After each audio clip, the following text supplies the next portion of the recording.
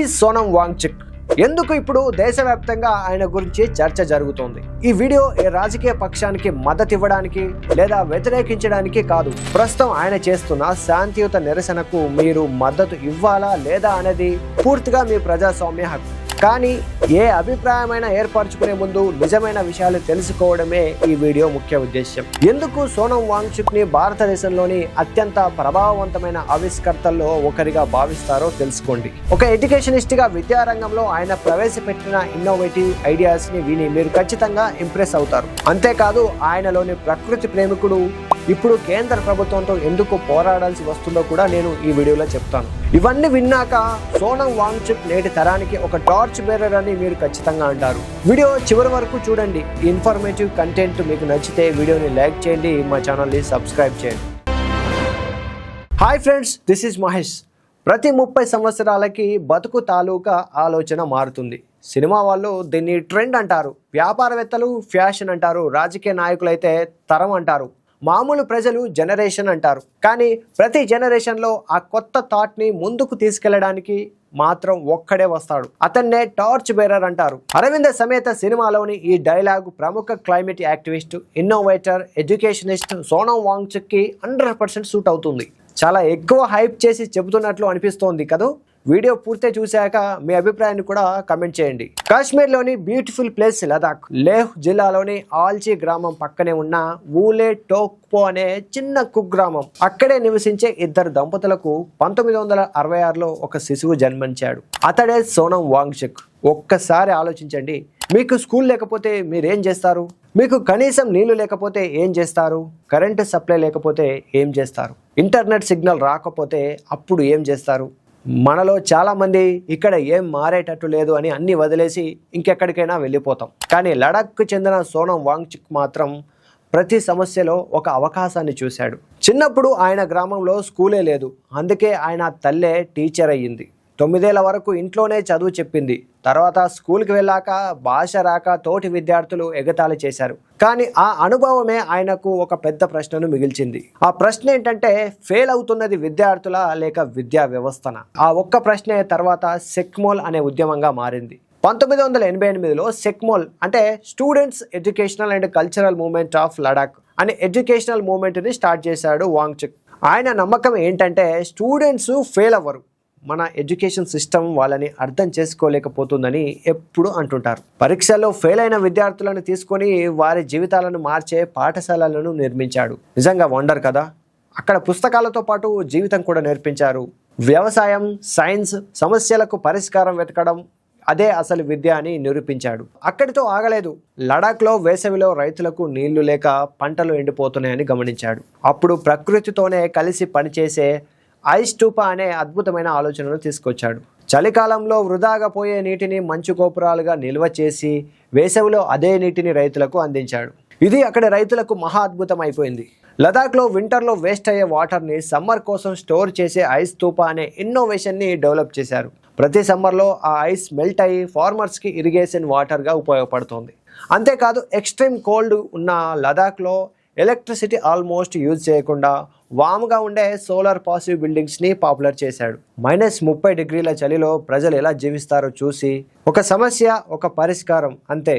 -30 డిగ్రీల చలిలో ప్రజలు ఎలా జీవిస్తారో చూసి విద్యుత్ దాదాపు అవసరం లేకుండా వేడిని నిల్వ చేసుకునే సోలార్ పాసివ్ భవనాలను ప్రాచుర్యంలోకి తీసుకొచ్చాడు. ఇంటర్నెట్ సిగ్నల్ లేక విద్యార్థులు ఇబ్బంది పడుతున్నారని చూసి కొండలనే టవర్లుగా ఉపయోగించే ఆప్టికల్ వైర్లెస్ కమ్యూనికేషన్ ప్రయోగాన్ని ప్రారంభించాడు. మిగతా వాళ్ళు సమస్యను చూస్తే ఈయన మాత్రం సొల్యూషన్ ని చూశాడు. ఈయన ఫిలాసఫీ ఒకటే, లోకల్ ప్రాబ్లమ్స్ కి లోకల్ సైంటిఫిక్ సొల్యూషన్. ఈ ఎక్స్ట్రాడినరీ ఇన్నోవేషన్స్ కి ఆయనకు రామన్ మెగసెసే అవార్డు కూడా వచ్చింది. ప్రస్తుతం సోనం వాంగ్చుక్ ఒక పీస్ఫుల్ ప్రొటెస్ట్ లో పాల్గొంటున్నారు. సపోర్ట్ చేయాలా, అపోజ్ చేయాలా అనేది ఇండివిజువల్ సిటిజన్ డెమోక్రటిక్ చాయిస్. కానీ ఒపీనియన్ ఫామ్ చేసే ముందు సోనం వాంగ్చుక్ ని కేవలం ఒక యాక్టివిస్ట్ గా కాదు, సైన్స్ ని సొసైటీ కోసం యూజ్ చేసిన ఇన్నోవేటర్ గా, ఎడ్యుకేషన్ సిస్టమ్ ని మార్చాలని ప్రయత్నించిన రీఫార్మర్ గా కూడా తెలుసుకోవాలి. అందుకే నేను చెబుతున్నది ఏమంటే, ఫ్యాక్ట్స్ తెలుసుకొని ఒపీనియన్ ఫామ్ చేసుకుందాం, లేబుల్స్ ని బట్టి కాదు. రాజ్ కుమార్ హిరానీ డైరెక్షన్ లో వచ్చిన 3 Idiots మూవీలో అమెరికన్ పాత్రలో పున్సుక్ వాంగ్దు ఇతన్ని ఇన్స్పిరేషన్ గా తీసుకునే సినిమా తీశారు. సోనం వాంగ్చుక్ ని ది రియల్ ఆఫ్ పున్సుక్ వాంగ్దుగా అని పిలుస్తారు. అంటే తెలుగులో కొసెక్సా పచ్చి పులుసుల. సోనం వాంగ్చుక్ కి చాలా అవార్డ్స్ వచ్చాయి. రామన్ మెగ్సెసే అవార్డుతో పాటు ఇంకా ఒక 20 వరకు ఒక ప్రతిష్టాత్మక నేషనల్ ఇంటర్నేషనల్ అవార్డ్స్ కూడా వచ్చాయి. మన భారత ప్రభుత్వంతో పాటు జమ్మూ కాశ్మీర్ ప్రభుత్వం, ఇలా చాలా ప్రభుత్వాలు నేషనల్ ఇంటర్నేషనల్ అన్ని రంగాల సైన్స్కి సంబంధించి మిగతా దాదాపు ఒక 20 అవార్డ్స్, 20 ప్రతిష్టాత్మకమైన అవార్డ్స్ అయితే వచ్చాయి. అయితే ఈ మధ్య కాలంలో సోనం వాంగ్చుక్ తన innovative ideas, life changing education reforms గురించి కాకుండా హంగర్ స్ట్రైక్, నిరసనలు, ఆందోళనలతో వార్తల్లో కనిపిస్తున్నారు. దీనికి కారణం ప్రకృతిపై ఆయనకున్న ప్రేమ, తన పుట్టినిల్లు లదాఖ్ నాశనం అవ్వకూడదన్న తాపత్రయం. ఇదే ప్రభుత్వాన్ని ఆయన ప్రశ్నించేలా చేసింది. లడాక్ ప్రాంతాన్ని పారిశ్రామిక కాలుష్యం, గనుల తవ్వకాల నుండి కాపాడాలని, రాజ్యాంగంలోని 6వ షెడ్యూల్లో లడాఖ్కు రక్షణ కల్పించాలని డిమాండ్ చేశారు. ఇందుకోసం ఆయన తన ప్రాణాలను సైతం పణంగా పెట్టి జంతర్ మంతర్ వద్ద ఆమరణ నిరాహార దీక్ష చేపట్టారు. ఓ మారుమూల గ్రామంలో సాధారణ జీవితం గడిపే ఆయన దేశ రాజధాని ఢిల్లీకి వెళ్లి నిరసనలు చేయాల్సిన పరిస్థితి వచ్చింది. ప్రకృతిపై ఆయనకున్న ప్రేమ ప్రభుత్వాన్ని నిలదీసేలా చేసింది. వాస్తవానికి నిన్న మొన్నటి వరకు భారత ప్రభుత్వానికి సోనం వాంగ్చుక్ మద్దతిచ్చారు. 2020 గాల్వన్ వ్యాలీలో ఘర్షణలకు వ్యతిరేకంగా దేశ పౌరులందరూ చైనా ఉత్పత్తులను బహిష్కరించాలని ఆయన పిలుపునిచ్చారు. దీనికి దేశవ్యాప్తంగా కవరేజ్ కూడా లభించింది. అయితే లదాఖ్ పర్యావరణానికి జరుగుతున్న నష్టాన్ని చూసి ఆయన చలించిపోయారు. నార్త్ వైపు చైనా ఆక్రమణ భయాలు, సౌత్ వైపు ఇండస్ట్రియలైజేషన్ పేరుతో జరుగుతున్న దారుణాలను ఆయన చూడలేకపోయారు. ఈ విషయంపై స్థానికుల్లో కూడా ఆందోళన నెలకొంది. లదాఖ్ పర్యావరణ పరిరక్షణకు చర్యలు తీసుకోవాలని, ఇండస్ట్రియలైజేషన్ ఆలోచనలు మానుకోవాలని, లదాఖ్కి ప్రత్యేక హోదా కల్పించాలని, లదాఖ్ ప్రజలను కాన్స్టిట్యూషన్లో 6th షెడ్యూల్లో చేర్చి అసెంబ్లీలో, పార్లమెంట్లో వారి ప్రాతినిధ్యాన్ని పెంచాలని సోనం వాంగ్చుక్ డిమాండ్ చేస్తున్నారు. ఇదే విషయంపై 2024 ఫిబ్రవరిలో నిరాహార దీక్ష చేపట్టారు. నాడు వేలాది మంది ప్రజలు ఆయనకు మద్దతుగా నిలిచారు. సముద్ర మట్టానికి 3500 మీటర్ల ఎత్తులో సబ్ జీరో టెంపరేచర్లో కేవలం మంచినీళ్లు, ఉప్పు మాత్రమే తీసుకుంటూ ఆయన నిరాహార దీక్ష చేస్తున్నారన్న వార్తకు దేశవ్యాప్తంగా కవరేజ్ లభించింది. కానీ హంగర్ స్ట్రైక్తో ఆయన ఆరోగ్యం క్షీణించిపోయింది. మద్దతుదారుల అభ్యర్థనతో 21 రోజుల తర్వాత నిరాహార దీక్షను ఆయన విరమించుకోవాల్సి వచ్చింది. ఆగింది ఫాస్టింగ్ మాత్రమే, నా పోరాటం కాదు అని నాడు సోనం వాంగ్చుక్ తేల్చెప్పారు. అందుకు తగ్గట్టుగానే తదుపరి చర్యలను ప్లాన్ చేసి సెప్టెంబర్లో లేహ్ నుంచి ఢిల్లీ చలో పాదయాత్రను ప్రారంభించారు. సెప్టెంబర్ 30న ఈ పాదయాత్ర ఢిల్లీకి చేరుకుంది. సోనం వాంగ్చుక్ ఆయన టీంని పోలీసులు డిటైన్ చేసి ఆ తర్వాత విడిచిపెట్టారు. ఏదేమైనా తమ డిమాండ్లు నెరవేరేంత వరకు వెనక్కి వెళ్ళమని వాంగ్చుక్ టీం తేల్చి చెప్పింది. ఈ వీడియో చేస్తున్న సమయానికి సోనం వాంగ్చుక్ ఢిల్లీలోని జంతర్ మంతర్ వద్ద చేపట్టిన ఆమరణ నిరాహార దీక్ష 18వ రోజుకు చేరింది. విద్యాశాఖ మంత్రి ధర్మేంద్ర ప్రధాన్ రాజీనామా డిమాండ్తో పాటు ఇతర ప్రజా సమస్యలపై ఆయన జూన్ 28న ఈ దీక్షను ప్రారంభించారు. కేంద్ర పాలిత ప్రాంతమైన తర్వాత ఢిల్లీకి లదాఖ్ మధ్య దూరం పెరిగిందని అక్కడ స్థానికులు భావిస్తున్నారు.